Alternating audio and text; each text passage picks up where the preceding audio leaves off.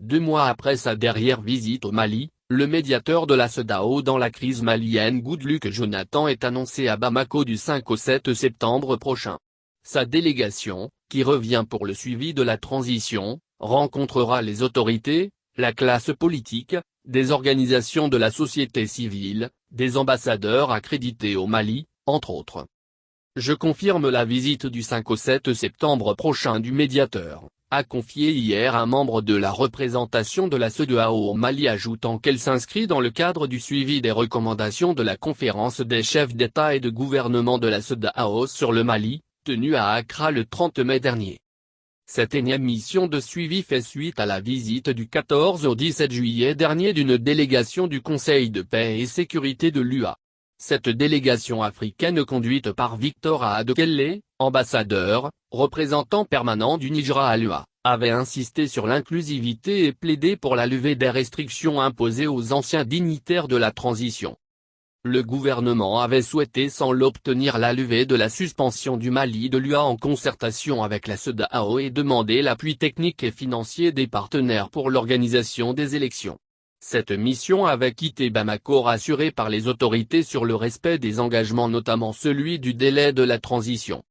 Le 59e sommet ordinaire de la CEDEAO, tenu à Accra le 19 juillet dernier, se fondant sur le dernier rapport de la mission d'évaluation de Goodluck Jonathan, s'était aussi réjoui du développement positif du processus de la transition en cours au Mali. Cela sans lever la suspension du Mali pour éviter à la transition de dérailler. La visite de Goodluck annoncée en début du mois de septembre devrait ainsi évaluer la situation sur le terrain. Elle intervient dans le contexte où le débat persiste sur la durée de la transition.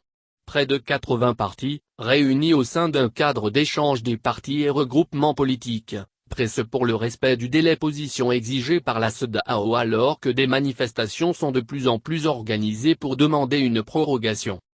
Cette mission survient aussi au moment où les ex-dignitaires de la transition, Bando et Mokhtar Ouane, sont toujours en résidence surveillée. Leur avocat Mamadou Ismaël Konaté a saisi la Cour de justice de la CEDEAO qui somme l'État malien à s'expliquer dans un délai d'1 mois.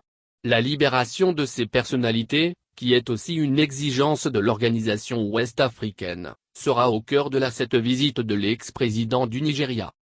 Ce dernier rencontrera, selon la représentation de la CEDEAO au Mali, les autorités maliennes, le Premier ministre, le corps diplomatique, les ambassadeurs de la CEDEAO, la classe politique, la société civile, des ordres professionnels, entre autres.